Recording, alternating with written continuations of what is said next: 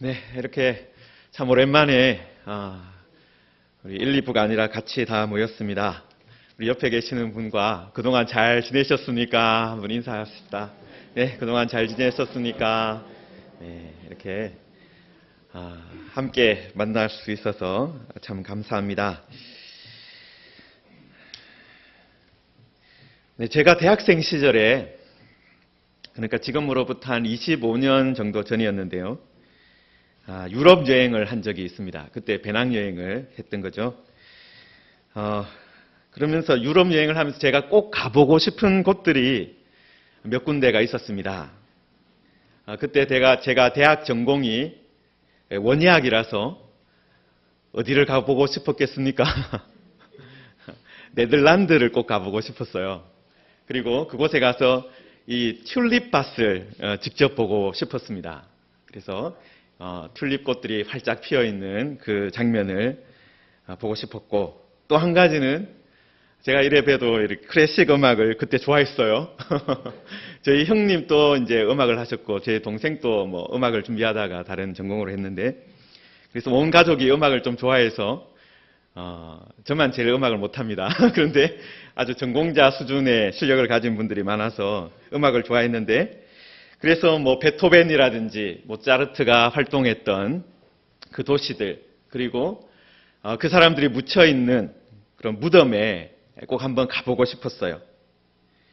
그래서 소원대로 튤립밭도 가보고 각 도시를 돌면서 그런 유명한 음악가들이 묻혀 있는 무덤에도 가보았습니다.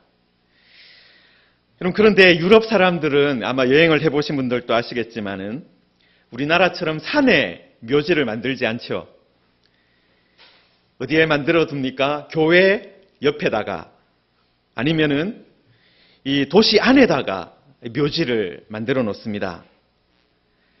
그래서 유럽 여행을 하면 자연스럽게 꼭 방문하게 되는 곳이 이 대성당이라든지 큰 교회가 있는 곳, 거기를 방문하게 되고, 또 뭐 그 시내 안에 있는 묘지를 한 번씩 보게 됩니다.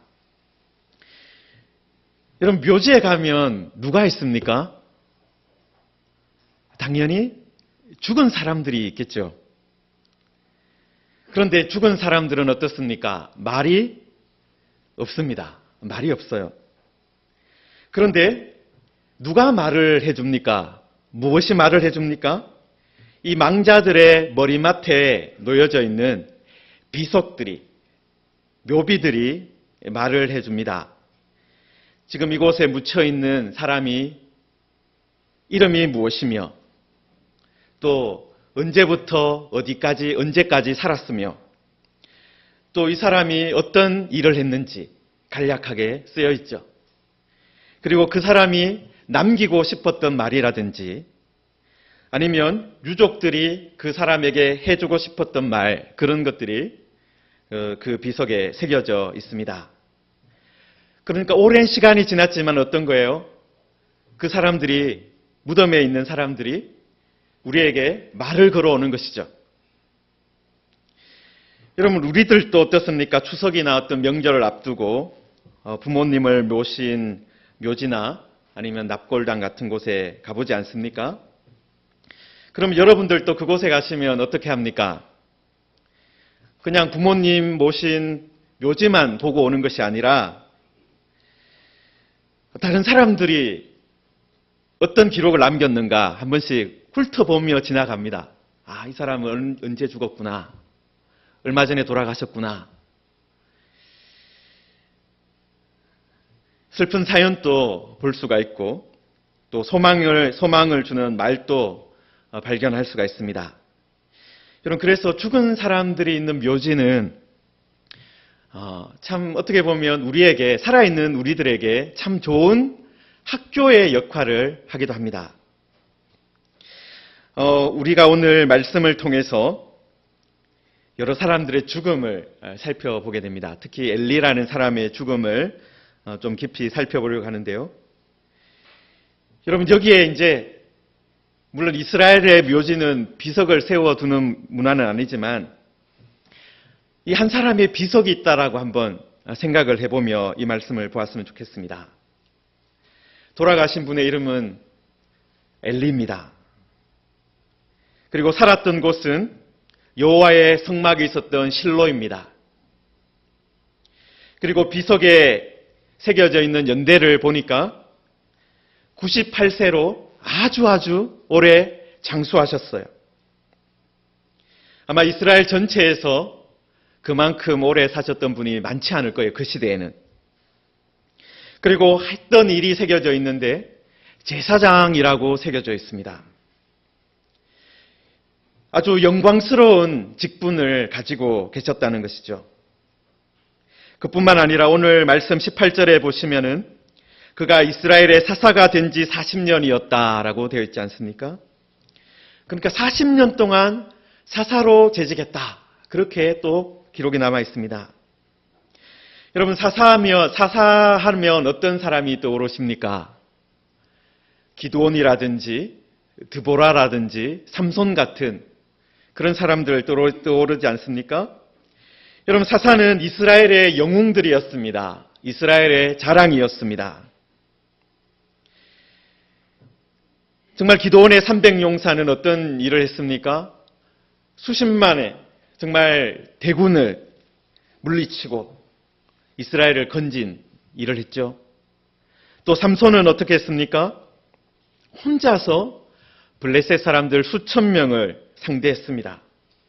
그런 사람들이 누구라고요? 사사였어요. 그런데 엘리의 묘비에도 뭐가 적혀 있는 거예요? 사사로 40년을 재직했다. 여러분, 묘비만 보면 어떻습니까? 이 사람은 정말 대단한 사람입니다. 정말 엄청난 기록이 있는 것이죠. 장수했지요. 제사장으로 섬겼지요. 40년 동안 사사로 일했습니다. 여러분, 그런데 옆에 있는 묘비를 보니까 홈리와 비느하스라는 사람의 이름이 새겨져 있는 겁니다. 그들도 제사장이라고 새겨져 있어요. 묘비를 보니까, 비교를 해보니까 가족 관계가 어떻게 됩니까? 이 아버지와 아들들입니다. 온 가족이 하나님을 섬겼던 그런 참 복된 가정이었구나라고 생각하면서 지나가려고 하다가 그 돌아가신 날짜나 연도를 보니까 어떤 거예요? 사망한 날이 같은 날인 겁니다.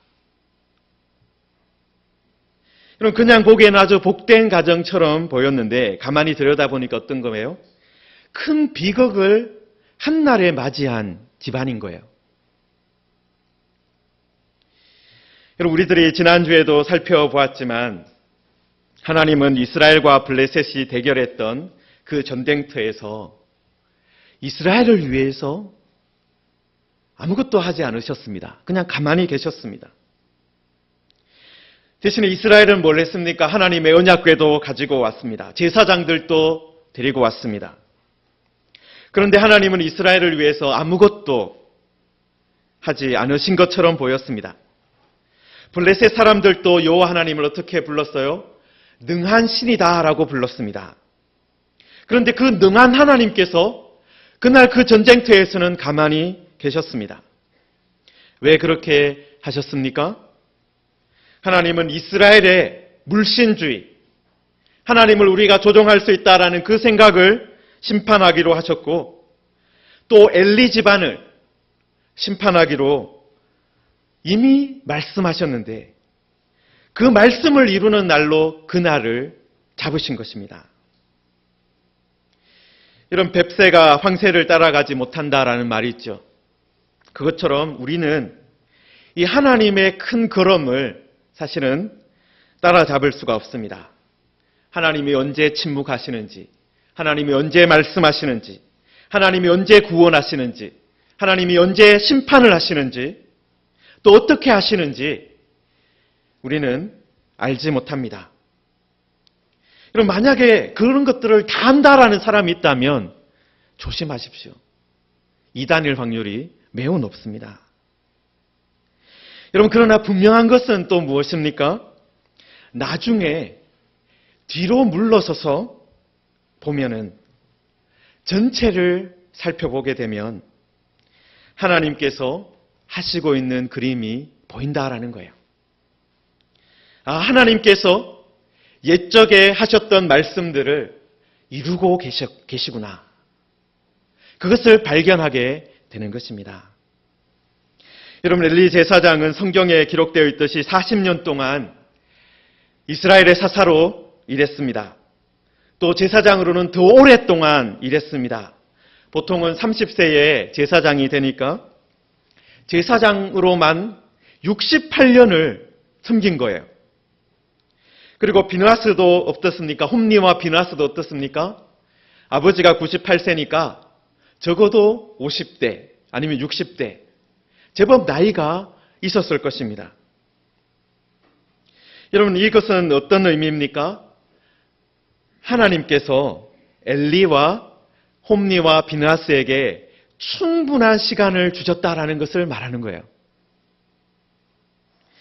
여러분, 엘리와 홈리와 비느하스가 하나님이 말씀하시고 그 다음날 심판을 당한 것이 아닙니다. 아주 오래전에 말씀하시기 시작하셨어요. 그리고 한 번만 말씀하신 것이 아니라 거듭해서 말씀하셨습니다. 잘못을 고칠 충분한 시간을 주셨다라는 거예요. 그런데 그들은 움직여야 할 때 움직이지 않았습니다. 여러분, 18절 말씀에 엘리 제사장을 묘사하면서 나이가 많고 비대한 까닭이다 그렇게 되어 있습니다. 눈도 보이지 않았다 그렇게 되어 있는데 나이가 많고 비대했다까지 말씀하고 있어요. 여러분, 여기서 이 비대한이라는 말은 이 무겁다라고 흔히 번역되는 카베드라는 그런 히브리어 단어입니다. 우리 교회 성도님들은 히브리어를 좀 배우셨잖아요. 우리 유 목사님한테. 여러분, 이 단어가 변형이 되면 어떤 단어가 됩니까? 이 카보드라는 단어가 돼요. 여러분, 카보드가 되면 어떤 의미가 됩니까? 영광, 명예라는 뜻을 가진 단어가 됩니다. 여러분, 어떤 것을 무겁게 받아들이는 것, 어떤 것을 중하다라고 생각하는 것, 그것이 영광이다라는 거예요. 그러므로 하나님께 영광을 돌린다라는 것은 어떤 것을 의미합니까? 하나님을 가볍게 생각하는 것이 아니라 아주 중하게 여긴다라는 거예요. 하나님을 제1로 생각한다는 것입니다. 여러분, 저도 원래 갑자기 입시를 앞둔 학부모가 됐어요. 그래서 어디에 관심이 많겠습니까? 수능이나 시험에 대한 관심이 없다가 생겼어요. 자연스럽게 저의 시간도 어떻게 하겠습니까? 그런 뉴스를 찾아보는 것이죠. 올해 수능이 어떻게 나온다더라. 또 입시에 대해서 지금 어떤 일이 진행되고 있고 또 어떤 방향으로 준비해야 된다더라. 그런 것들을 제가 그런데 시간을 좀 더 많이 사용하게 되었습니다. 또 아이가 지원한 대학이 이제 수시를 지원했잖아요. 그래서 그 대학이 어떤 대학인지 알고 싶어서 한 시간을 내서 한번 가보기도 했어요. 왜냐하면 합격하면 그 대학에 적어도 4년을 다녀야 되니까 맡겨야 되는 입장에서는 그 학교가 어떤 학교인지 가봐야 되잖아요. 뭡니까? 삶의 무게중심이 어디로 가 있는 거예요? 그쪽으로 가 있는 것이죠. 수능이나 대학이나 이런데 그쪽으로 옮겨간 겁니다. 여러분, 또 한 가지 예를 들어드리겠습니다. 여러분, 그 수능시험 같은 거 보시면 이 가중치라는 말이 있어요. 가중치. 뭐냐면요, 뭐 시험 과목들이 여러 과목 있지 않습니까? 국어나 영어나 수학이나 뭐 과학 탐구, 사회 탐구. 처음 들어보시는 과목들도 있을 거예요. 사회 탐구, 과학 탐구 이런 것들은 이제 과학 탐구 같은 경우는 우리가 일미 알고 물리, 화학, 생물 뭐 이런 것들을 뭉뚱그려서 과학 탐구라 그러더라고요.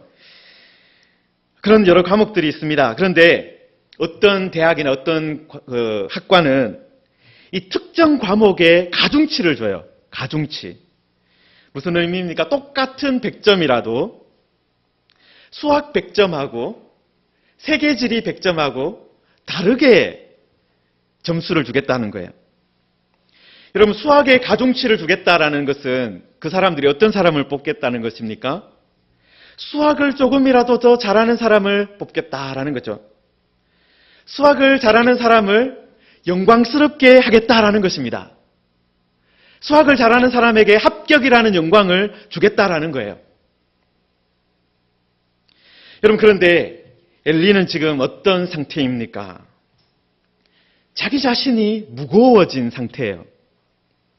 여러분, 이 단어가 그냥 비대했다라는 이 단어가요, 그냥 엘리의 몸무게만을 나타내는 그것은 아닙니다. 어떤 더 중요한 것을 암시하는, 상징하는 그런 단어라는 거예요. 엘리는 자기를 무겁게 하였다라는 말을 통해서 자신에게, 그리고 자신의 아들들에게 영광을 돌리고 있었다. 그것을 우리에게 이 성경 저자가 말해주고 있는 것입니다. 여러분, 자신과 자신의 아들들에게 영광을 돌리고 있었던, 그것을 삶의 중요한 부분으로, 가장 중요한 부분으로 생각하고 있었던 엘리에게 어떤 일이 일어났습니까? 여러분, 17절에 보시면은요, 이 전쟁 소식을 전하는 사람이 소식을 전하고 있습니다. 이스라엘이 블레셋 사람들 앞에서 도망하였습니다. 백성 중에 큰 살육이 있었습니다. 당신의 두 아들 홈니와 비느하스도 죽었습니다. 하나님의 궤도 빼앗겼습니다. 정말 고통스러운 소식을 차례대로 전해주고 있습니다. 여러분, 자신을 무겁게 생각했던, 무겁게 만들었던 사사. 여러분, 사사가 하나님을 대신해서 이스라엘을 다스리는 사람 아닙니까? 그런데 자신을 무겁게 한 사사에게 마지막으로 전달된 소식은 그 당시 이스라엘에게 종말이 찾아왔다라고 여겨지는 그런 소식들이었습니다. 그런 사건들에 대해서 차례대로 소식이 들려진 거예요.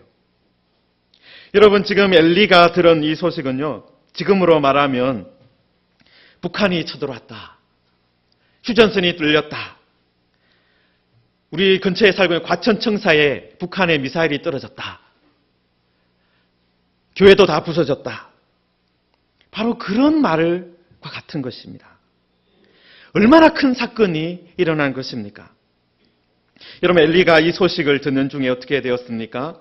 마지막에 하나님의 궤가 빼앗겼다라는 말을 듣는 중에 뒤로 넘어져 목이 부러져 죽었습니다.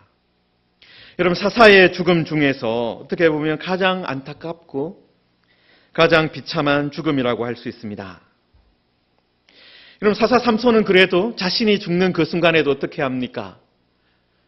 이스라엘의 적들을 죽이면서 어떻게 보면 영웅적이라고 할 수 있는 그런 죽음을 맞이했어요. 그런데 사사 엘리는 혼자 쓰러져 죽었습니다.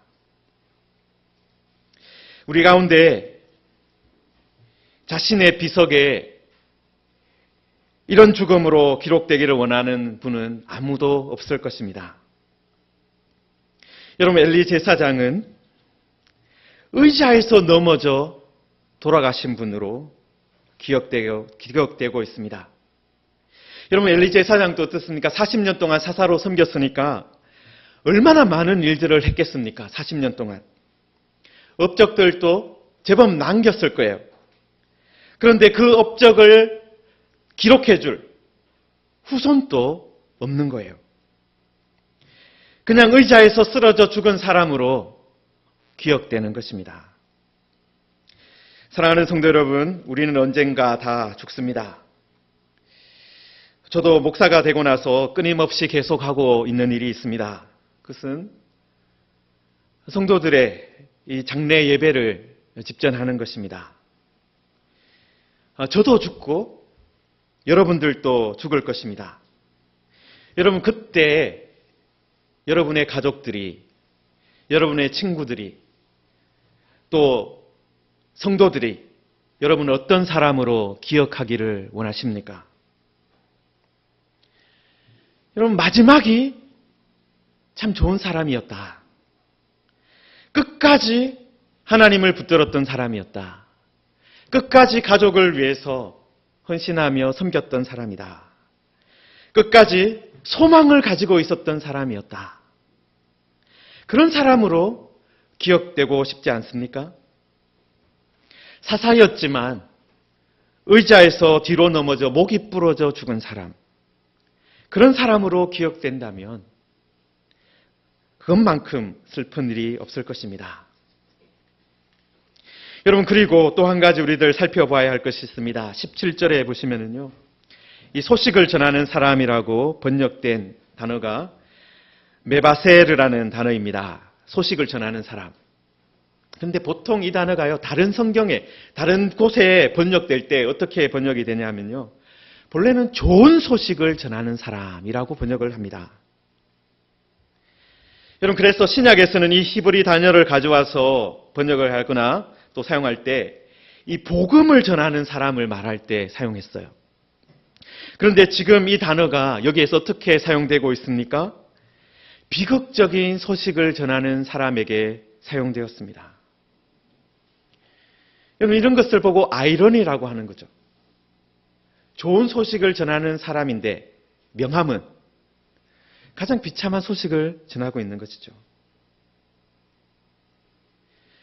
여러분, 그런데 우리는 이 말씀을 보면서 사무엘상의 가장 핵심적인 구절을 하나 생각해 보아야 합니다. 여러분, 사무엘상의 가장 핵심 요절은 뭐냐면요, 16장 7절에 나오는 여호와께서 사무엘에게 이르시되 그의 용모와 키를 보지 말라. 내가 이미 그를 버렸노라.